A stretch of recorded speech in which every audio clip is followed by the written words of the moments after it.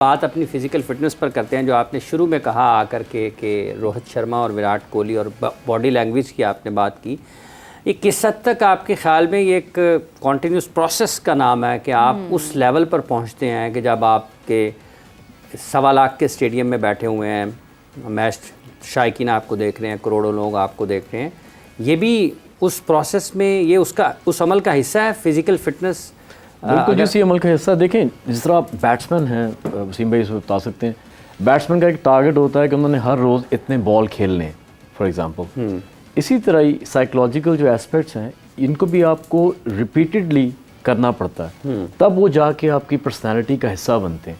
जो मैंने एग्जांपल दिया आपको कि विराट और रोहित जो हैं, they have gone through this process. इनको इंजरीज भी हो चुकी हैं, ये रिकवर भी कर चुके हैं, and they have come back much more stronger. अभी भी आप विराट को देखें, चलें वो कल एक ऐसी अजीब सी शॉट मारते हुए आउट हो गए, बॉलर को मैं क्रेडिट देता हूँ, लेकिन उसके बावजूद जो माइंडसेट उनका फील्ड के अंदर था, जो स्प्रिंट करते हैं, वो जो स्प्रिंट करते हैं, जो माइंडसेट उनका फील्ड में था, जो उन्होंने कैच लेने की कल कोशिश की है, जो बिल्कुल गए, आप देखें कि वो 37 हमारे यहाँ पे अगर कोई डीप फील्डिंग कर रहा हो ना, कोई सीनियर क्रिकेटर, तो तूफान मच जाएगा। बिल्कुल 37 ईयर्स के हैं वो, अब ये बात ना भूलें, 37-38 ईयर्स के हैं इस वक्त विराट, और वो स्प्रिंट ऐसे कर रहे हैं जैसे कोई 23 साल का हमारा लड़का होता। जबकि हमारी टीम हमारे तो 25 साल वाले भी भागते हुए, मैं आपको ये तो कह रहा हूँ कि हमारी टीम में तो 23-24 साल वाले भी नहीं कर रहे, क्योंकि ये सारा है माइंडसेट। क्योंकि जब वो अंदर आए, उनको पता था कि हमने इनको पूरी फाइट बैक देनी, जिस तरह हम दे सकते हैं कि हमने बहुत थोड़ा स्कोर किया। तो ये एक प्रोसेस है, ये एक अमल है। जिस तरह मैंने एक दो बार एल्यूड किया कि जो स्ट्रक्चर्स हैं पाकिस्तान के क्रिकेट के, इसमें जो बहुत सारी चीज़ें हैं वो प्रैक्टिस होती नहीं है। अब सिलेक्शन हमेशा फिटनेस बेस्ड होती है, पूरी दुनिया में ऐसी होती है। और अगर आपके कोई प्लेयर फिट नहीं होते तो आप उनको टूर के अंदर थोड़ी देर के लिए स्टैंड बाय रखते हैं। हमारे यहाँ तो शायद इंजरी बेस होती है, अब जैसे जो हालात है। लग तो ऐसा रहा है जी कि आप जितने भी इंजर्ड प्लेयर हैं आप उनको सबसे साथ लेके जा रहे हैं, लेकिन कहने का मतलब ये आप उनको एज अ स्टैंड बाय लेके जाते हैं ताकि वहाँ पे जो पहले 2-3 हफ्ते होते हैं उन पर उसमें उनकी रिहेबिलिटेशन हो सके। And if they are fit, अगर उनके स्पोर्ट्स के डॉक्टर जो हैं उनको क्लियर करते हैं तो उनको आगे लेके जाया जाता है। लेकिन हमारे यहाँ स्ट्रक्चर एग्जिस्ट नहीं करता, किसी की कोई असेसमेंट नहीं होती, किसी की मेडिकल ट्रियाज नहीं होता, किसी का नहीं देखा जाता कि इनकी फिजियोलॉजिकल पैरामीटर्स ठीक हैं, इनका सीरम विटामिन, सीरम कैल्शियम, जो बेसिक चीज़ें हैं जो आपको स्ट्रेंथ देती हैं, आयरन जो कि आपको स्टेमिना देता है, वो क्या पूरे हैं? मेरे हिसाब से तो जो मैंने देखा हुआ है, मेडिकल बोर्ड सिर्फ नी जर्क रिस्पॉन्स करता है, वो रिएक्ट करता है जब कोई चीज़ हो जाती है। प्रोएक्टिव अप्रोच ही नहीं है, आप पहले से ही करते हैं। नहीं, वो तो हमारे चेयरमैन साहब ने भी आज ये कहा, वो तो हमारा एक ना वो है शायद इंतखाबी निशान है। चेयरमैन साहब ने भी अब कहा कि अब एहसास हो गया कि जो टीम को ना सर्जरी की ज़रूरत है। मैं आपको ये तो कह रहा हूँ, अब तो यानी कि इनको पहले पता था, लेकिन तबाही हो जाएगी, फिर हम जो है ना वो रद्द अमल, क्योंकि ये सब कुछ रिएक्शनरी करते हैं। ये प्रोएक्टिवली अगर प्लान करें कि हर प्लेयर को एक ट्रियाज हो, वो आएँ, उनके फिजियोलॉजिकल पैरामीटर्स हों, उसके बाद उनको उनके मेडिकल पैरामीटर्स हों, उसके बाद उनके बायोमैकेनिकल पैरामीटर्स हों, उनकी न्यूट्रिशन देखी जाए, बॉलर की देखी जाए, बैट्समैन की देखी जाए, उस हिसाब से आप उनको फिर टियर 1 टियर 2 में डाल रहे हैं। इतना ज़्यादा काम कौन करेगा? ये जी पूरी दुनिया में होता है, इंग्लैंड में ऐसे होता है, ऑस्ट्रेलिया में ऐसे होता है। अच्छा, मैं आ रही थी इस सवाल की जानिब कि ये कितना मुख्तलिफ है ये पीसीबी के हवाले से अगर हम बात करें कंपैरेटिवली दीगर टीम्स और दीगर बोर्ड्स के। जी, ये बहुत मुख्तलिफ है। पीसीबी में तो मेरा ख्याल एग्जिस्ट नहीं करता। जैसे मैंने बताया कि वहाँ एक नी जर्क रिस्पॉन्स है, जैसे कोई चीज़ होती है आप रिएक्ट करते हैं, उस पर रिएक्शन करते हैं। प्लेयर इंजर हो गया, इसको रिहेबिलिटेशन के लिए भेज दें।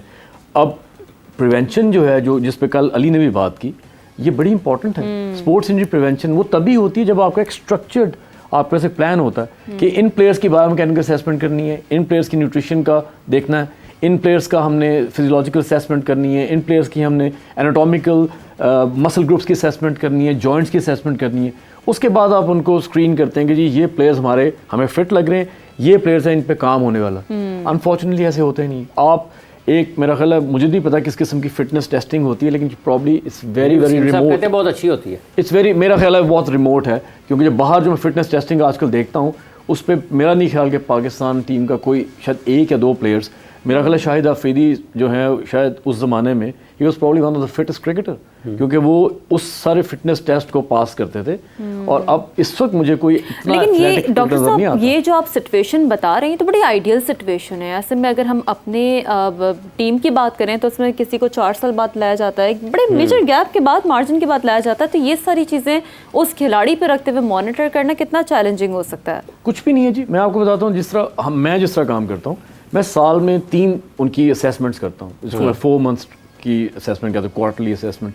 उसमें हर प्लेयर आता है, मैं उनको देखता हूँ, इन प्लेयर्स के ये इश्यूज़ हैं, इनको इसका है, किसी का कोई निगल है, किसी का कोई ऐसी चीज़ है, उनकी हम फिर उस हिसाब से कि इसको पहले बायोमैकेनिकल असेसमेंट करवाई जाए, इन्होंने खाने पीने में कोई ऐसी कोई एहतियात शायद नहीं की, या इनका कोई कैल्शियम कम था, इनका विटामिन डी कम था, इनका आयरन कम था। हम ये सारी चीज़ें देखते हैं, वो तभी आप कर सकते हैं जब आपका पीरियोडिक आपका एक असेसमेंट होगी। अगर आप पीरियोडिक नहीं करेंगे और आप बुला रहे हैं जी उसको जी इंजरी होगी या भेज दें, हम देखते हैं अब क्या होगा, तो फिर तो ऐसे ही होगा।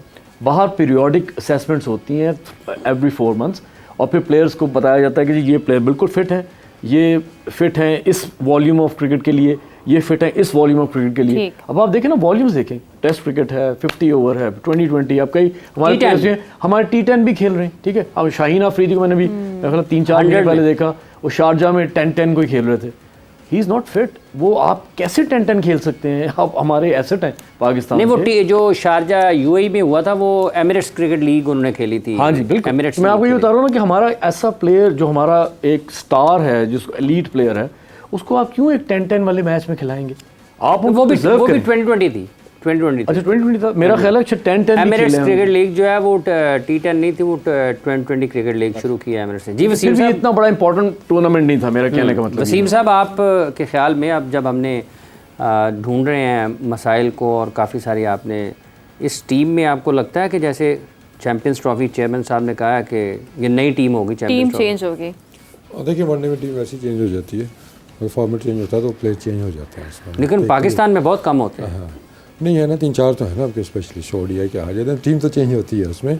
लेकिन अभी ये डिबेट भी चल रही है कि शायद उसको भी T20 में कन्वर्ट कर दिया जाए। लेकिन कोई भी जब बड़ा इवेंट होता है, उसके बाद आप जो लॉन्ग टर्म प्लानिंग होती है ना आपकी, तभी आप चीज़ों को सही तरीके से असेस करते हैं, फिर आप अगले इवेंट की प्लानिंग करते हैं। अब उसमें टाइम कितना है, क्या आप 1 साल के अंदर या 2 साल के अंदर इनमें से कौन से प्लेयर्स हैं जो आगे जा सकते हैं, कौन से प्लेयर्स हैं जो आगे नहीं जा सकते हैं, आप अभी से वो डिसीजन करते हैं।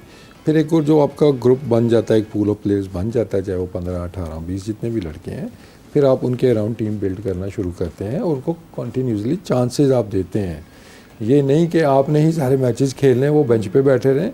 अभी भी मसला में क्यों आ रहा है कि जो बेंच स्ट्रेंथ है हमारी, वो बेंच की ही स्ट्रेंथ है, क्योंकि वो टेस्ट नहीं हुए हुए हैं। मैं एक चीज़ का बड़ा वो कायल हूँ कि मैं स्क्वाड के अंदर कभी ऐसा लड़का नहीं डालूंगा जिसको प्लेइंग 11 के अंदर डालते हुए आपको 10 दफ़ा सोचना पड़े। अच्छा, एक दफ़ा सोचना पड़े। हाँ भाई, इस चीज़ की ज़रूरत है, ये हमारे पास बैठा हुआ है लड़का, ये टीम है। ये जो 15 की टीम थी, इसको बनाने से पहले 9 सेलेक्टर्स ने क्या 11 बनाए होंगे?